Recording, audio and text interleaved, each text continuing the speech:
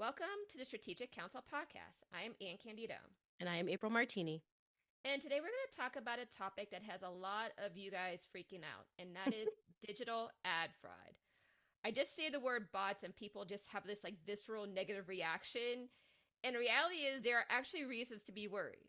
So ad fraud can hijack your campaigns and deplete your ad spend quickly, but there is hope. Yes, and you're going to hear a different side of the AI conversation today from us.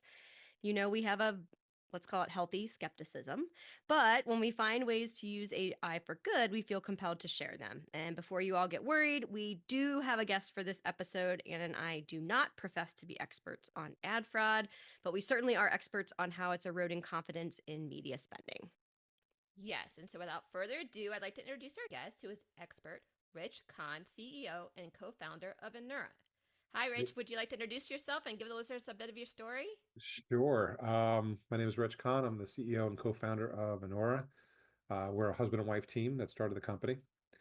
And I started the software. I'm a developer. I've been a developer since age 9. Holy cow. Wrote my first game when I was 9, got published in a magazine when I was 12. So I've been Amazing. one of those kind of guys. And so about 20 years ago, we had an ad network that my wife and I started. And we had some problems with traffic quality. Didn't know what it was. Started looking at it, realized it was fraud. Tried to find a fraud solution in the marketplace, and nothing existed. So I said, well, I'm a developer. I guess I'll write it myself. And I wrote it myself, and it worked great. And I kept progressing it and growing it. And then 10 years later, we got to the point where we had a lot of people asking to license it. We thought, this would be easier just to sell the company and call it a day. So we basically ran a process, had hired an M&A bank, and we started running the process. And I spoke to all the big boys, and they all said the same thing. We don't care about your ad network, but the fraud software is interesting because it's a big problem and it's only getting worse. And would love to see how you solve it. Is it standalone, and do you have clients behind it? And we had to say no, and they all said the same thing. Once you do, call us back. So we got to looking. We did some testing against us and some market players to see if we offered something different. And we realized we actually have a better solution. So we decided to take out a second mortgage on the house and build a new platform and hire a bunch of people and get the thing going. Wow. Awesome. Also scary. Yeah, all of that. I mean, but if you had your first big entrepreneurial opportunity when you were 12, I think you're now old hat at it. So it's just now a process of what's the next best thing or next big thing, right? Well, it was interesting because my wife and I could have retired before starting this business, and we're a glutton for punishment. So after looking at the product and comparing it to the market players, I'm like, oh my God, we've got to do this. Like, it's almost like, I hate to use a word from an old movie, but a moral imperative. Like, we really must do this problem because we're solving something that other solutions are not. And so we basically we moved a lot of the employees from one company to the other because that's the hardest part about building a business is finding good employees. Oh yes. And I mean, some of my employees are still with us today. I've got one of my developers been with me 18 years. My chief product officer was 15 years. My CTO is 10 years. My help desk guy that runs around in our compliance office has been with me 15 years. Like my personal assistant, 10 years. Like we have a lot of tenure with our positions. So running a company, we're doing something right. We're not perfect. No company is, but I think we do a decent enough job that we have seniority. In fact, one of my guys, my longest tenure person, I hired him when he was 19, and he was with us for 13 years and left us to go to Amazon because they pay a lot more than I can afford to pay. And after 3 years, he wasn't happy and decided to come back. So, wow, that's I mean, a a true testament. testament. Yeah, True testament for sure. Awesome. We might ask you some questions on that later. April's probably curious because she's the organizational development half of what our little duo here. But let's. I literally told myself in my head, stop, because I was going to start down that path, and I'm like, not why we're here today, April. Not right now. You can ask it later, April. Maybe if we have some time later, you can ask. Okay. Or you can ask as part of the rapid fire. Okay, that's fair. Awesome. Okay.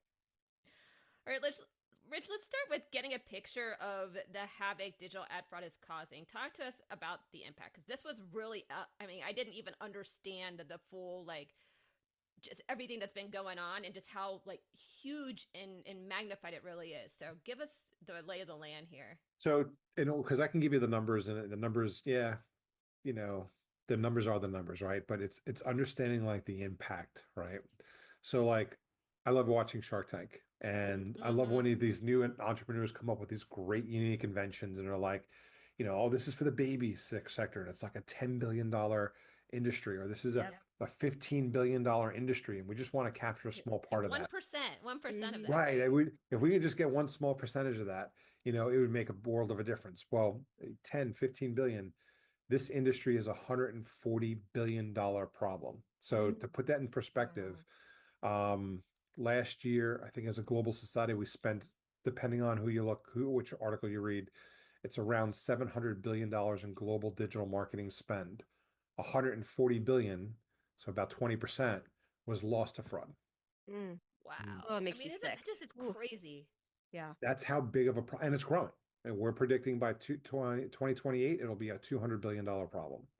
So it's no longer a question of if you have a fraud problem, it's a question of how much fraud you're dealing with. Yeah, that is a business all in itself, for sure. For Put lots it of lightly. people, An industry. right? So like speak to like the tensions this is causing then for a lot of folks who are in the process of really wanting to do good by their digital ad campaigns and are scared, like I said in the intro, just like freaking out. Yeah. So, I mean, if you're managing a campaign, whether it's for yourself or for a client, usually there's some performance metric behind it, right? Hey, fill out a form because you want to get a roof, a quote on your roof, or, make this purchase on this new product that we're selling, from Shark Tank, right? Shark Tank approved product. And if you listen to those clients, they'll say, hey, I keep getting leads that fill out the form that have no idea about who we are. Or I keep getting Mickey Mouse to fill out my forms. Or I get chargebacks where, somebody comes in, they use a credit card, everything looks good, I ship the product, and next thing you know, I get a chargeback because it was a stolen credit card. I'm out the product, I'm out the chargeback fees, and I'm out the money. If you hear those and they're common conversations that media managers or campaign managers are coming across, that's fraud. And it's happening on average 25% of the time. So when we bring on a new client, we're seeing an average of 25% fraud. So when I gave you that 140 billion, that only represented 20% of the marketing spend. That's being very conservative. Because if I said 25%, it'd be a much bigger number. So we're trying to keep it really, really conservative. But it depends on the marketing channel that you spend money on, right? There's I think 8 marketing channels that are out in the marketplace, or 9, depending on what you look at. But like the biggest channel of marketing is programmatic, right? So your display and your TV stuff, that has an average of 50% fraud. Oh, geez. I mean, it's out of control. I mean, if you look at Google search, and I'm not talking about Google search partners and all that, so I'm just talking search on google.com, has 5 to 10% fraud. Still, there's still a level of fraud that hits that network. So we focus in our business, and I was thinking, oh gosh, our clients are going to listen and they're going to start freaking out. So we focus on small to mid-sized B2B service-based and nonprofit for our business. And so not that everybody's dollars aren't precious, but specifically, right, they're wanting to do spend in places that really make sense for them, more limited budgets, those types of things. So talk to us about, well, how do the conversations go? I can imagine how. And what do you do then to kind of jump in and right the ship, right? Because like we said, we're not the experts, but we certainly know what happens when somebody gives us exactly the examples you said. They're filling out forms, nothing's coming through, or, some random person that doesn't exist when I trace it back. All those things happen. So give us some insight there. So essentially at that point, that's a sign that you have a fraud problem, right? So now you have to go about and fix that problem. And with AI today, it's not something that you can easily do yourself. So, and it's expensive, right? So let's say you decided, I'm a technical company, I'm a B2B, I know what I'm doing. I've got some really talented people on my team. Let's build it ourselves. So to build it yourselves, you need probably a couple of developers at minimum to start. So you're talking 3, 4 developers that know what they're doing, so they're not cheap. Mm-hmm. So you're a couple $100,000 a year each. Then you're going to need data lake. You're going to need, a couple $100,000 worth of, software and infrastructure to process the data and to store the data, to look at the data. And so now you're spending 10, 15, $20,000 a month, and you're just starting the process, Right. right? You haven't even begun to write software. You're just starting to analyze data and figure out what's real, what's fake. But at the end of the day, you're only looking at your data. So you're only looking at data under one small lens. So a lot of times it's more cost effective to license a technology like us. Typically costs less than the cost of one resource. We have access to a much bigger data lake because we're seeing hundreds of clients' data versus just one client's data. We're seeing all the different platforms. So if I see fraud, sometimes I'll see fraud happen on one vertical, like maybe it's on health insurance, and we see a special attack attacking health insurance companies. We build we update the algorithm to account for that, and it'll catch it before it hits other verticals. Because usually when someone finds a way to skate around one vertical, it's just a matter of time before it shows up in other verticals. Replicate. Yep. So, and the way our technology works is as we're collecting this data, we have machine learning running through the data, looking for anomalies. And when it finds something, even small, it goes to an engineering team with a lot of experience, a lot of tenure in doing this. And that's where you really spend the money. If you're building it yourself, you really got to find somebody who understands and knows the space. We even actually had a client, just to give you an example, who relies on our data so much that they went into a hacking group that commits fraud and hired one of these black hat hackers to be a white hat hacker. He's gone that far, and he actually stays in tune with the hacking groups to try to figure out what's going on. So he hired this guy. He calls him a white hat hacker, and his job is to stay in the groups, listen to all the new hacks that are coming out, and try to hack around our system so that if they can find something, they can bring it to our attention so we can fix it. Because if they can find it, then sure enough, the world that's committing $140 billion worth of fraud is going to find something. So it's constant, like it's a constant battle. And, think of it this way. Every time you remember, every time a new version of Windows used to come out, right? Oh my God, look, there's all these kind of hacks because it's a new version of Windows. Well, how often does a new version of Chrome, Safari, Firefox, how often do those come out? It's like every month. So every time a new one comes out, they may plug some holes for some type of fraud, but they open holes and other security vulnerabilities or privacy laws that we have developed in this country protect the fraudster.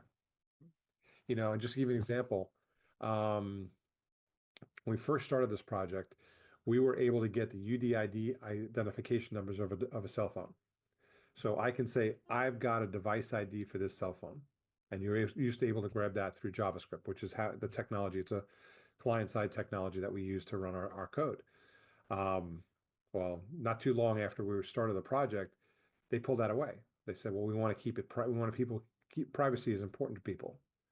What does that do? It also allows the fraudsters to be able to hide behind that privacy. Yep. So while we're proving these privacy policies out and people want to be private, and I get it, I want to be private. I don't want Facebook listening to my phone when I'm talking in the car and then showing me ads for what I was talking about, which we all know happens. I want that kept private, but yet it's private to some people, but not to others.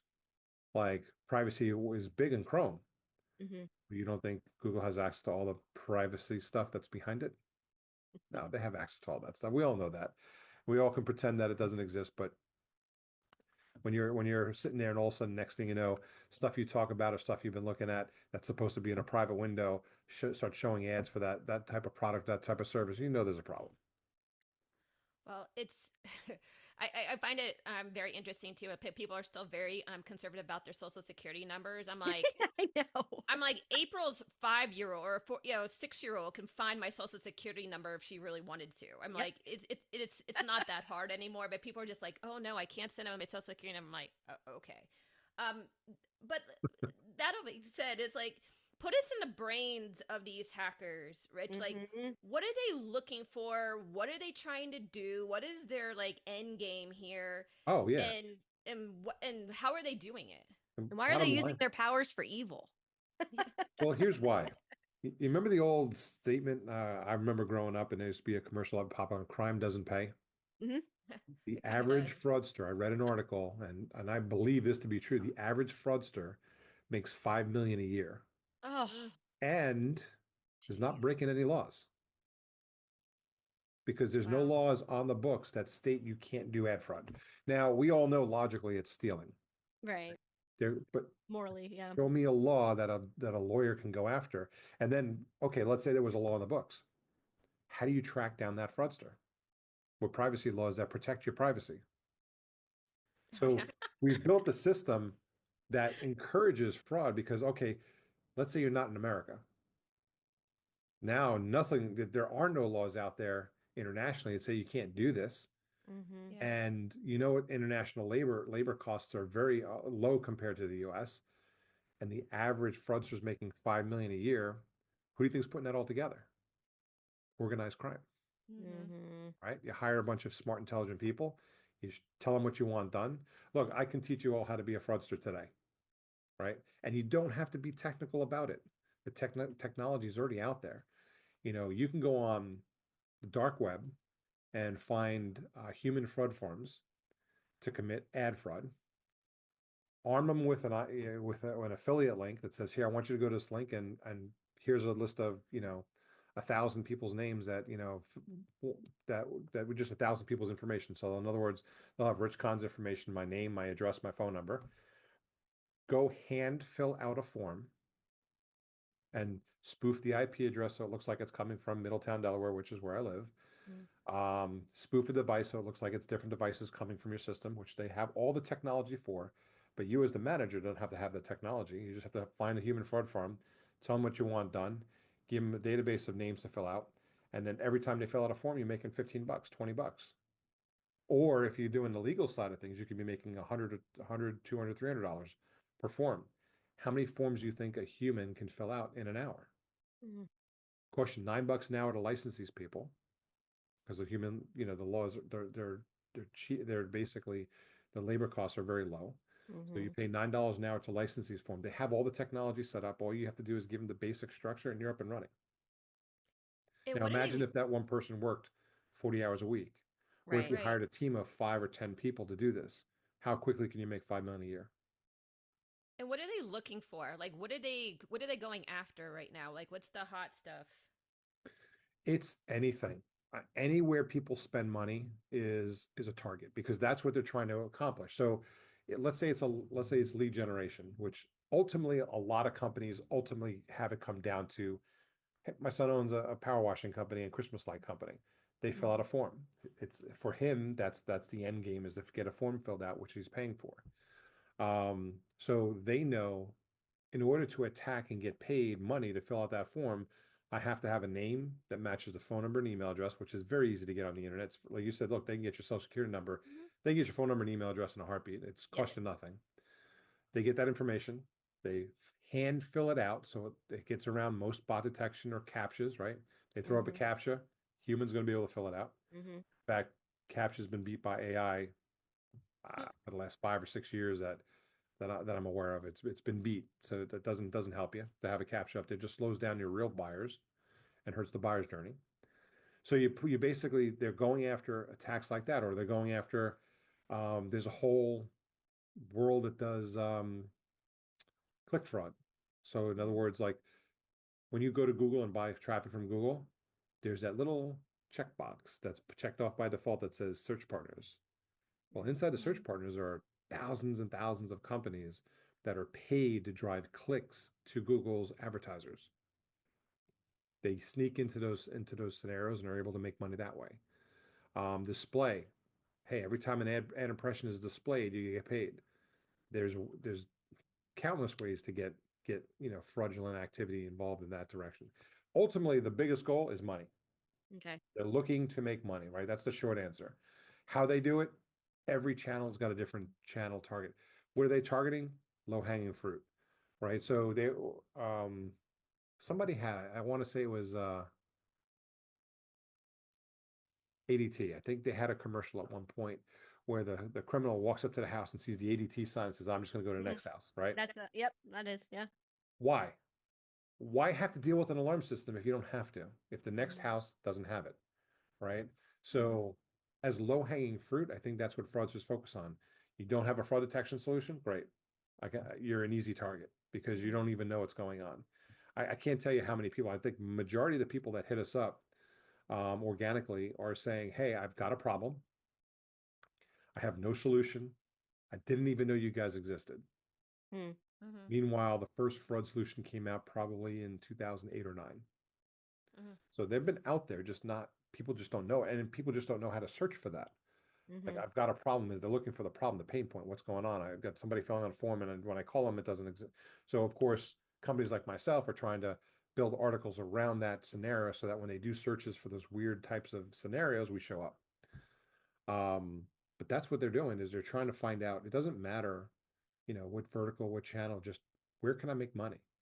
Do I make money on an impression, which is 1/1000th of a $2 CPM impression? Do I make it on a click where it could be a couple dollars a click on Google? Do I do it on a form where it could be anywhere from $20 to $400? Where is the low-hanging fruit? Okay, so if we flip to, like you said, and I like the ADT example, ADT, ADP? ADT. Well, ADP is the payment company, right? That's right, yeah. Okay, ADP is the alarm I company. could see the letters and I'm like, uh-oh, I can't process the last one. Blue background, white lettering, yeah. Yeah, yes, exactly. My visual side failed me.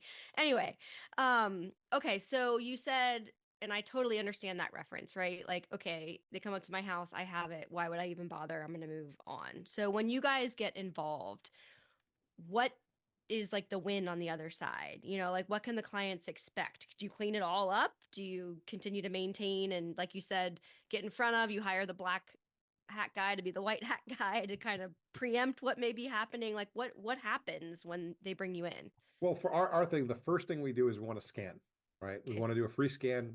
It's free trial. We don't charge customers for it. We just want to find out, because I'm a developer, my job is to solve a problem. You have a problem. Can I solve that problem? If I can, then I have a sales pitch, right? Yeah. To go behind it. But the first thing I want to do is understand what kind of problem you're dealing with and how bad is it.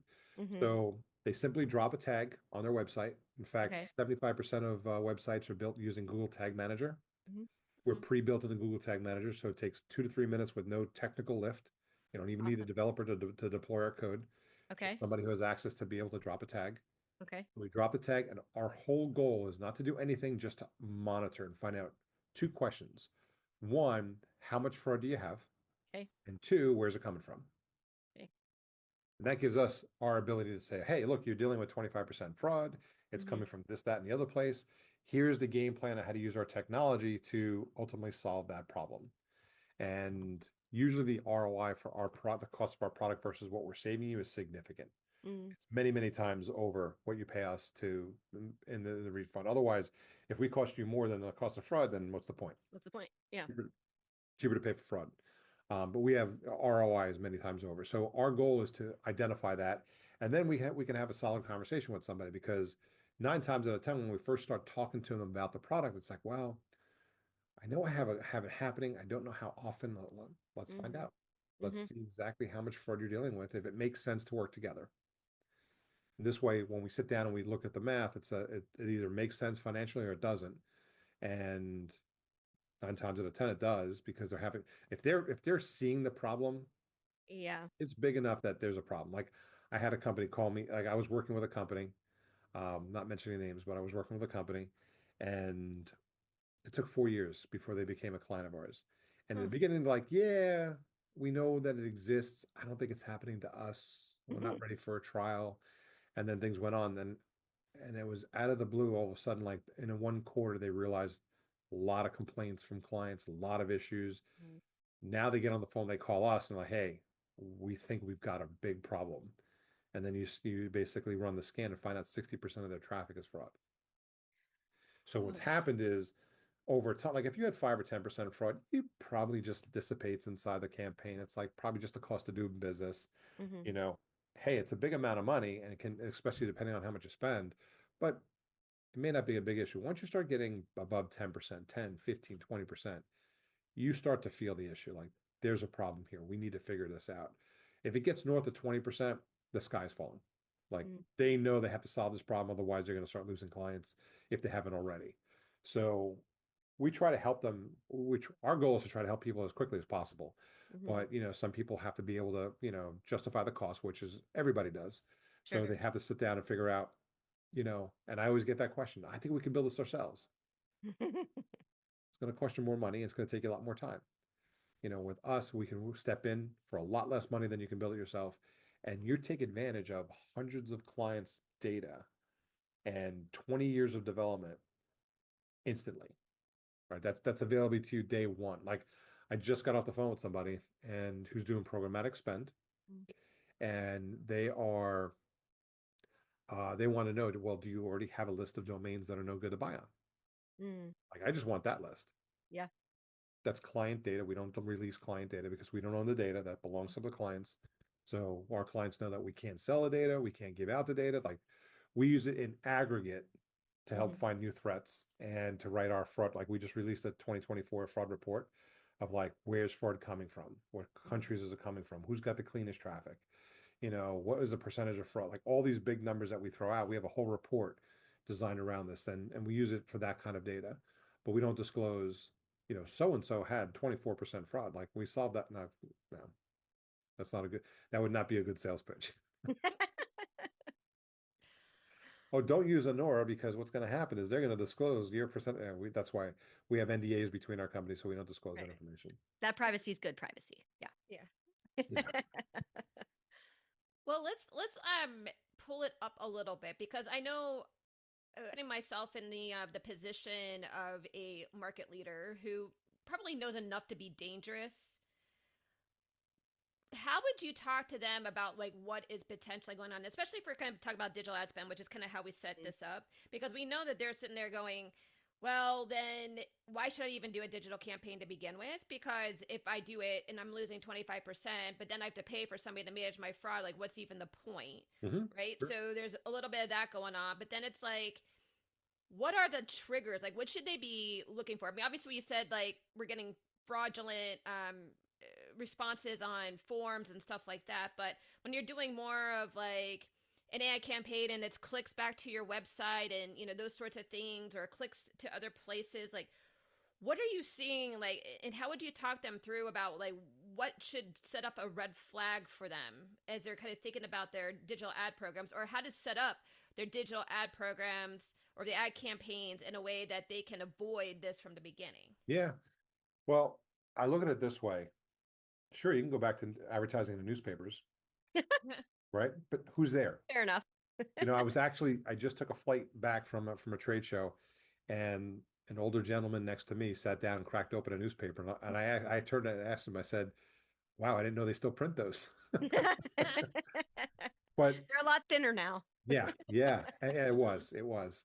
But my question is in marketing 101 is be where your ICP is, be where your ideal client profile is going to be, and they're all on the internet, right? Everybody's got a phone, everybody's got a laptop. We all are digitally connected, so you don't have a choice. But if you want to market, and they always say the most amazing thing happens when you don't market, nothing. Right. So you got to market. And if where you're going to market where your people are, they're going to be on the internet. So deciding, I'm not going to market where digital fraud is not an option. You have to advertise there. So the whole question is, some people hire, media managers to do what? To improve their return on ad spend, ROAS, improve that.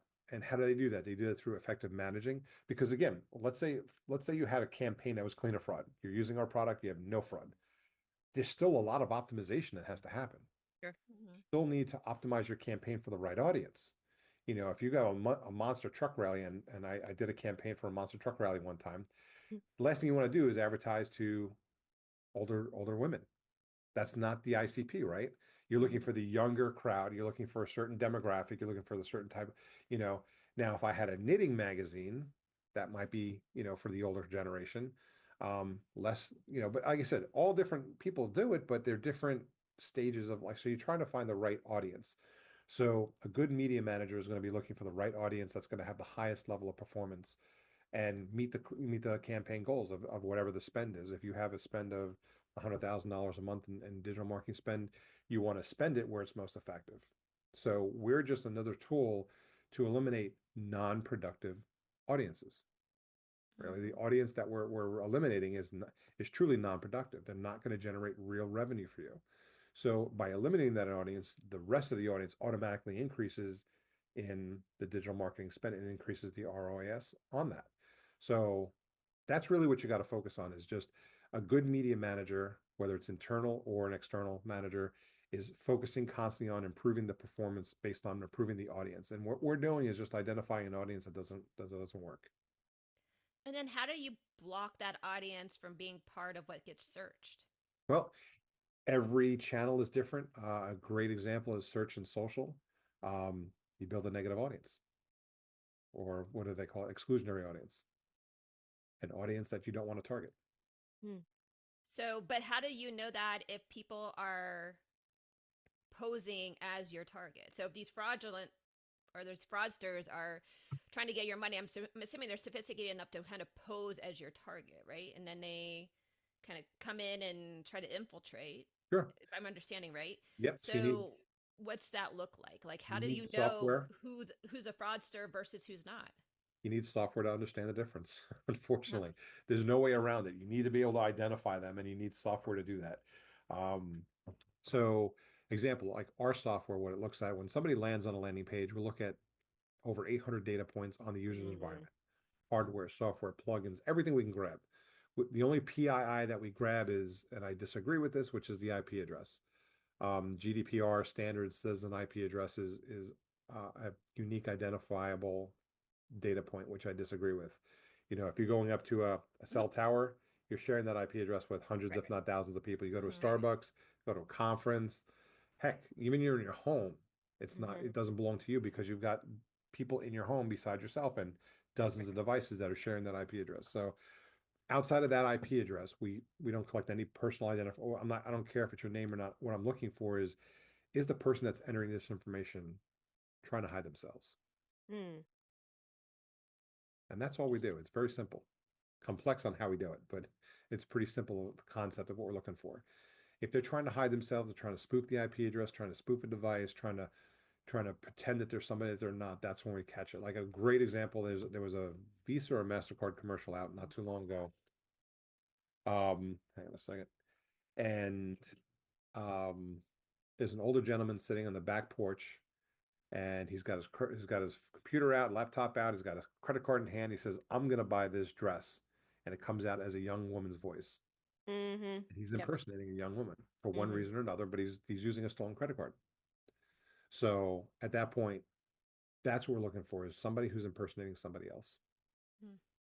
Well, it's so interesting too, because I'm running through my mind. We had a recent thing with our credit card, and it, like, typically it's like an outrageous thing, right? In times past, it would be like someone went and spent a few grand at Walmart, and that's not somewhere we shop or whatever, right? But there was one recently where it absolutely could have been us. And I was like, isn't it interesting, to your point about being able to mimic, and to your point about, well, how do you know the difference? I still don't understand how the credit card company flagged it, but I have to imagine it's some way like this, where they're looking at 800 data points and something didn't line up, that it's me or Bryce using the card.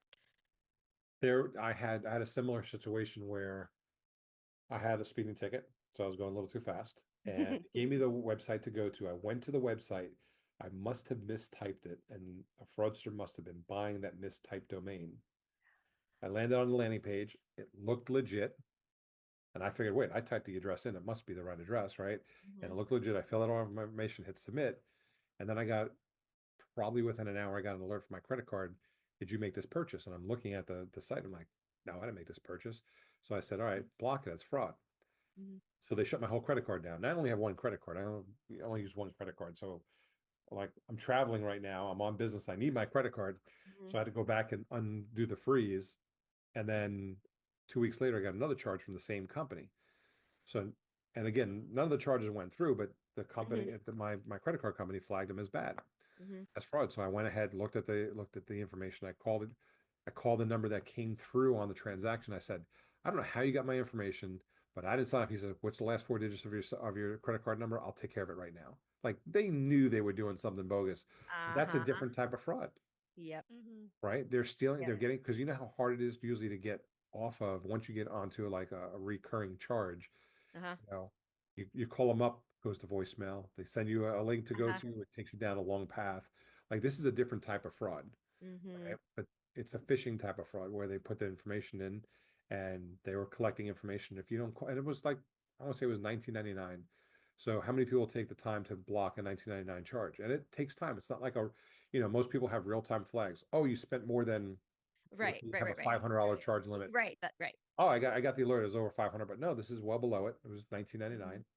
Then you start looking through so you waits until your credit card bill posts, then you get the bill, and then you look through it, and maybe you catch it, maybe you don't because it's a small Mm-hmm. charge.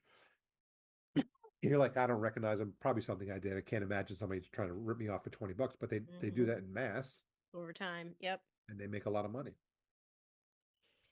Well, I mean, that also leads to another question we get asked a lot, which is a little bit ancillary to this, but to bring it up for completeness, because we know they'll ask, is the whole malware security, having people hold your accounts ransom and having them hold your whole systems ransom. Uh, is, what do you have to say about that? Like, what should people be doing about that piece of security? That's a different type of fraud, right? Mm-hmm. So what happens is, and it's mostly through email. Mm. So a lot of times what they'll do is it's a phishing technique and they make the bait look good. So it looks like you got an email from Bank of America and you know you do, and you just happen to bank with America, which millions of Mm-hmm. Americans do. And it says, oh, we have some update on your account. Click here to log into your account. And being lazy, people click on the email. Worst thing you can do. Mm-hmm. Yep. Go Just go in, to the log site. in. Yeah, Yep. go to the site directly. Like if you look at the actual link, you'll see that it may say Bank of America dot something dot US dot Random. Russia, Yeah. right? Yeah. Yeah, It yeah. always has some weird address to it. Yeah. But a lot of people don't look at that. They just say, "Oh, this looks like my bank." Click, and that's the first problem. Then you Mm-hmm. go and you put your username and password in there. They assume a lot of people use the same username and password for everything else they do, and they can try to access your machine using the same username and password. Mm-hmm. So one thing is make sure you use different username and passwords for everything you log on to, which is a pain in the butt, but Mm-hmm. So many things. it is what it is. But at the end of the day, yeah. So it's don't click on email links, even if it's your bank and you trust it. Just go straight to the bank itself. Mm-hmm. Log in the old-fashioned way by going into, and that'll eliminate a lot of that issue. There are more advanced tech tactics, obviously, that can take advantage of your machine and hijack your machine. Um, because let's face it, I mean, if a hacker wants on your machine and you've got valuable data on your machine, they're getting in. Mm-hmm. They'll find a way. Mm-hmm. But it was funny. I took a white hat hacking course years ago because there was a guy that was coming to town that was doing it who was a well-known hacker and he was the one teaching it. And I was very interested. I'm like, I got to go to this one. And he was talking about it. And there's a famous lawsuit of one of the world's biggest hackers. And they said, how did you crack the username and password to get into the account? And his response is, oh, most of the time I just ask for it. I was like, what do you mean? Oh. So he goes, I'll give you a perfect example. He was trying to hack into a bank, and I think it was the bank. So he did some research, and this is all social engineering. So he did the social engineering, looked at, knew when the people were going to be, like the security people were going to be there, when they were not going to be there. And he walked in, dressed up, dressed the part of a security engineer, said, oh my God, I'm late. My boss is going to kill me. I'm going to get fired. I got 4 kids at home to feed. And he played this whole story up. And I don't know the story itself, but he played up the whole story to the secretary that was there. And she's like, oh, sure, I'll help you out. Come on in. Let him Mm. into the server room, got him access into the server room, and he came back out and he's like, I mean, appreciate all your help, but I'm gonna get fired. I don't have the password. I left it at home. I got nobody at home right now. I'm gonna be in trouble. Sure, just use mine. Oh, jeez. Oh, Oh. access into the system. It's social engineering. That's how that's it wasn't like, oh, I ran some special like you see in the movies, I ran some special thing that ran through a bunch of codes and Mm. hacked me. It used to work back in the day, but it doesn't work anymore. Codes are just too complex right now. And that's how he did it. He basically just asked for the username and password. That's how he asked, but he asked for Mm-hmm. the username and password. It was given to him, and he logged into the system, did what he had to do. See, Just that's the wow. using power for evil. Yeah. But it was interesting to find out because the whole idea Yeah. behind it is how do you protect your business from somebody Yep. hacking your network? And it's like, Mhm. no matter what sob story they give you, don't share username and password with them. That doesn't exist. Like, and it was just like, it was all the things you should be looking for as somebody running a company to prevent somebody from hacking your network. Mm. And Wow. that was probably 2003 or four, or something like that. I took the course and it was just the advanced stuff that they were doing then. Mm. Now it's a lot more advanced. Oh yeah. Lots of really, really fantastic insights there. April, did you want to ask about the team before we get to the rapid fires? I know you're dying to. Well, I mean, you did kind of open the door because Rich, you just gave an example of a human being the problem instead of the like what they're hacking into.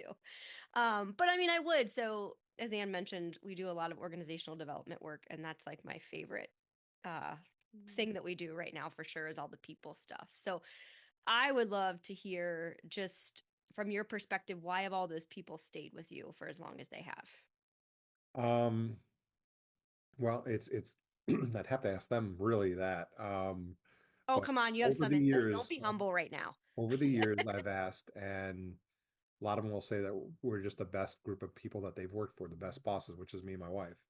And we try to treat them the way we'd want to be treated. Like, we're specific about certain things, but we always talk about family being important to us.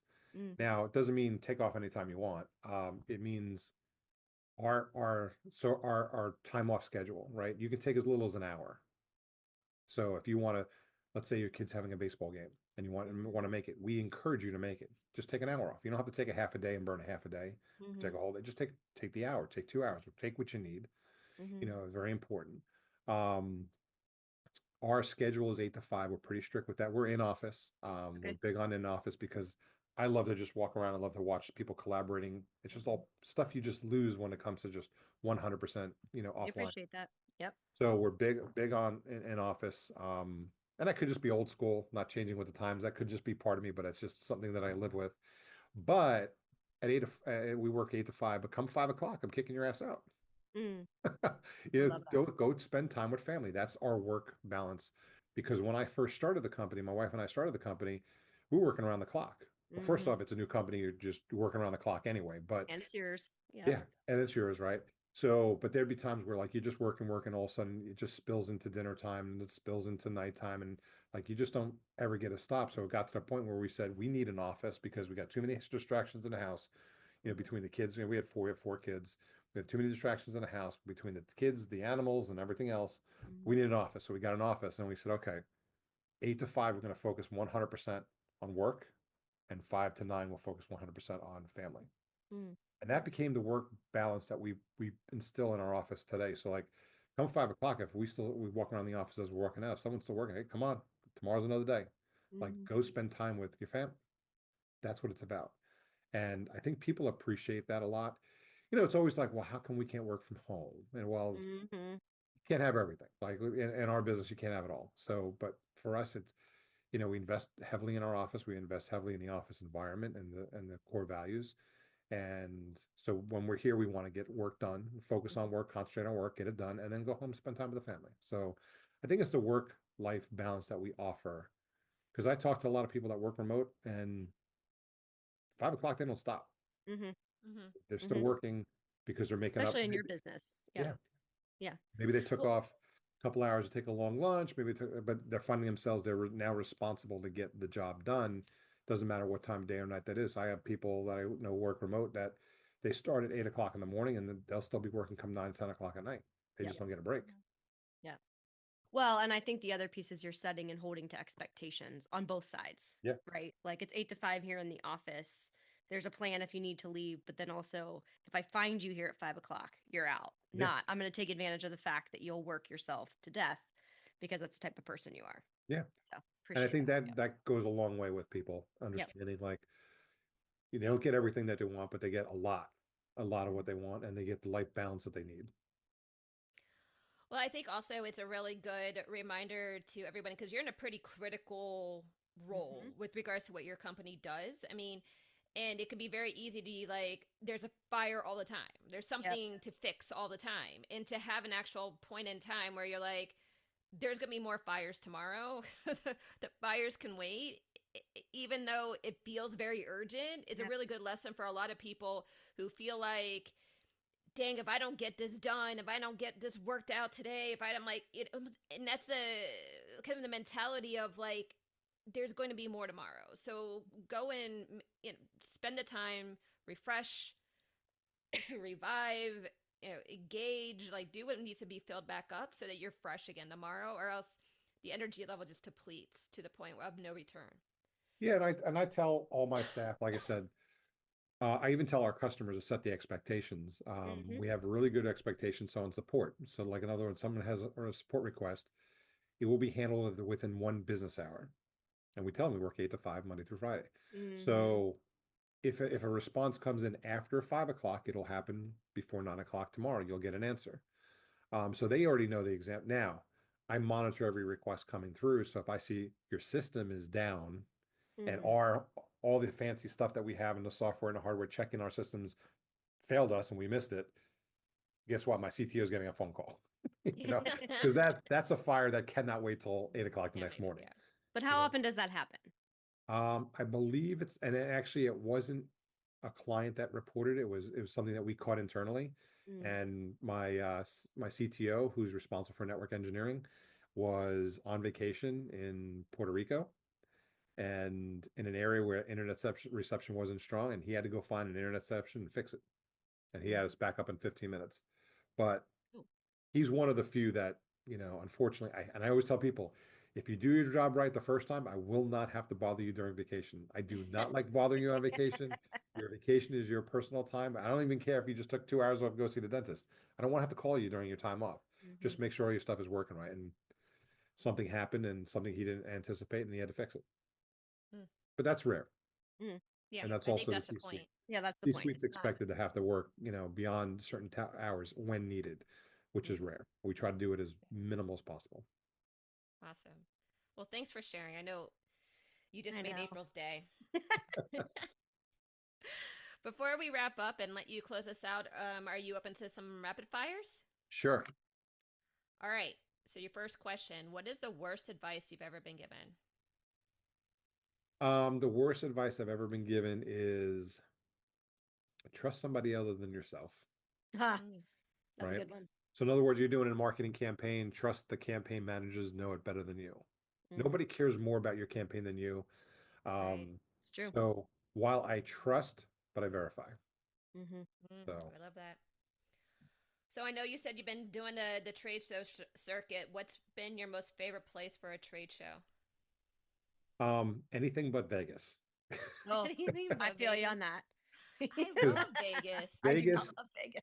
Look, I've been to 10 trade shows so far this year, and 5 of them were in Vegas. And I am Vegas. That's a lot. Fatigue on top of fatigue. Yeah, it's I'm so Vegased out. So anytime it's not in Vegas, I'm like, yes. But if I had to be honest, my favorite place so far would have been Dubai. Ooh, good one. Yeah, very good. Anything specific as to why? The city is just absolutely incredible. I mean, the sidewalks are decorated with flowers like you'd find in like a high-end, home or hotel or, and the whole city's like that. Everything is just like done up to the nth degree. It's just beautiful out there. Everybody's so nice. Yeah, there's some weird rules. Like my wife and I, you're not allowed to hold hands. You're not allowed to kiss in public. No PDA. Otherwise, there's jail time. Like it's serious when they're out there. But the place is just so nice, and it's just the food was delicious. Everything was really nice. I enjoyed it. Oh wow, well, it's good to know. Good to know the rules before you go, I guess. And the final one, which we asked this a lot of people. I think it's extremely interesting, always to hear though, is what are you reading right now? You know what? I haven't picked it up in like 2 weeks, but it's a book by well, I'm gonna draw a blank now. Who's the cybersecurity expert that's on the Shark Tank? Richard Hirschevik? Is he the cybersecurity guy? He might He's be. the guy who usually sits on the far right when Far you're. right. Who's married to the Dancing with the Stars woman Yes, he was in on. He was Queens? on Yeah. Dancing with the Stars. Yep, Yeah. I'm reading So, his book right now. okay. That's it. Robert, yeah, however you Robert say his Herjavec. last name. Robert Yep. Herjavec. Yeah. Right. Hirschbeck. Yep. Yeah. I'm a huge fan of that show too. I think I've seen them all. I'm Have still over playing the catch up. years. I think I watched him up through a certain season and then started getting caught up in other things and stuff like that. So I think I'm a season or two behind, but I enjoy listening to entrepreneurs come up with unique ideas, and I just love the entrepreneur spirit, and especially when they have a like I love it when they have a product that's no good, but they're like no, this They're is great, this selling is it. awesome. Yeah, they'll still pushing it, The and I love that cockroach. pitch. Yeah, when Mr. Wonderful talks about being the cockroach, or you should take behind the barn and shoot it. Yeah, Yep. it's nice. When you could just see their little hearts just breaking apart. I because I've had some bad ideas in the past, so We I all have. know the feeling. I know the feeling. Oh gosh, that's awesome. All right, Rich, to wrap us up, anything to close us out with that we didn't talk about you think is really critical for people to know? And then obviously tell everybody where to find you. Yeah, so one thing I'm going to tell everyone is it's an idea. Everybody knows bots are a problem and they know fraud's out there and they're curious about it. Well, one of the things we do is a lot of education on our website. So Anura.io, Anura, like you see it spelled here, .io or .com takes you to the same place. Um, but essentially, we have 3 or 4 blogs that come out every week talking about the subject. We have a lot of case studies, not case studies, white papers and ebooks that we've written over the years. Usually release one a quarter. So like we just released The Ultimate Guide to Ad Fraud, which if you're new to ad fraud, it's a great read. It's about 60 pages long. It's a little beefy one, about 10 chapters, and it goes through all the different stages and steps and stuff like that. We just released it because we didn't realize the internet doesn't have one. So we wanted to put one Mm, together and put it out there. I release video clips. I'm doing podcasts like this probably 2 or 3 times a month. And then if you follow me on LinkedIn, I post snippets of like Q&As that have happened over time. So I put out about 3 of those a week, just to keep people educated because it's an educational for us. It's an educational sale. mm-hmm. So we're trying to constantly show people what's going on, what to look for, the signs to look for, things that they can do. We even have some stuff on there on what they can do now. If they're a small company, they can't afford a service like us, what they should be doing now to try to minimize the Right. impacts. All that kind of stuff is on the website. Wonderful, wonderful. So if you had to give in closing us out for those people who may not be able to afford you guys, what is the one things or a couple things that they can do right now? Look at the data, Mm, follow the money. So if you're looking at your data, you'll be able to identify when you start to get attacked more so than others. Like I said, it's not a question of if you have fraud, it's a question of how much fraud you have. mm-hmm. So I just spoke to somebody yesterday actually. We were talking about and I actually Friday would have been because we're off Monday. Friday, and they're small company just getting started, and we gave them a couple tips of what to look for, signs to look for when they start getting to a certain point and it's beyond what they can handle. Give us a call. So it's really keeping an eye on Got it. call disposition reports, right? So if Mm-hmm. you have a call center that's calling your leads that you're generating, 2 questions that they should be asking on those calls. One is, did you fill out the form? Which is usually the first question. Hey, we're calling you based on the information you fill on the form. And did you just fill it out? Mm-hmm. Because sometimes what fraudsters will do is recycle old aged leads, a lead that you might have filled out 30, 40, 60 days ago, and they're taking it and recycling it to Mhm. get paid as a new lead. But this one, when they get the person on the phone, the person's like, oh, yeah, I didn't remember filling out the form. They never say weeks ago, because Mhm. usually what happens, you fill out a form, it goes through a quick check, and it hits the, the BDR's desk within seconds, and they're dialing it. So things like that you want to look out for. So we have all that kind of stuff on the site. It's a ton of stuff to read, or you can reach out to one of our fraud experts, and they'll answer any questions you have. Awesome. Thank you so much, Rich. And with that, we encourage you all of our listeners there to take at least one powerful insight you heard and put it into practice. He just gave you several really great ones. And remember, strategic counsel is only effective if you put it into action. Whew, that was Thank something you. else. I think That that Good. was was going to be intense. yeah, that was going to be a that's going to be a note taker one. Like we've had a couple of them, but that was great. That gives I think people a lot of really fantastic information without hopefully blowing up their brains too much, then hopefully giving them some solutions to Yeah. that. So Yeah, like I said, it's unfortunate. Like doing it yourself is just almost not an option anymore, especially with, I didn't even talk about that. Like you can go to the dark web right now and download a product called Fraud GPT. It will Oh Mm. literally gosh. write the bot for you, and then it'll tell you exactly step by step how to deploy it. It's just that's where it becomes insane. And if you're not doing anything about it, you're defenseless against it. So it's gotten to the point where you need a solution like us to work. And then the next problem is when I talk to people about solutions, is most of the solutions out in the marketplace cause more havoc than good. Mm. There's a high Mm. false positive rate, so they mismark real people as fraud. Mm. I'll give you a perfect example. I had a writer that was writing for us, and she was on a site. She put a couple $100 into her shopping cart. Went to make a purchase. It was a women's fashion site, so a couple outfits and some shoes and stuff like that. She's used the site before, but they had updated the site. She can tell by the new look and feel, and it wouldn't let her make the purchase. They thought she was fraud. She tried a couple things. She's like, "Oh, you know what? I'm writing for these guys. I kind of understand a little bit. Hey, let me just switch browsers. Nope, that didn't work. Let me switch devices. Nope, that didn't work." So she's like, "Oh my God, they're mismarking me as fraud." So she went to a competitor site, made the purchase with no problem. She says, "Moving forward, I'm just going to use the competitor." Oh So geez. what did that false positive cost that company? Yep. Yeah. Oy.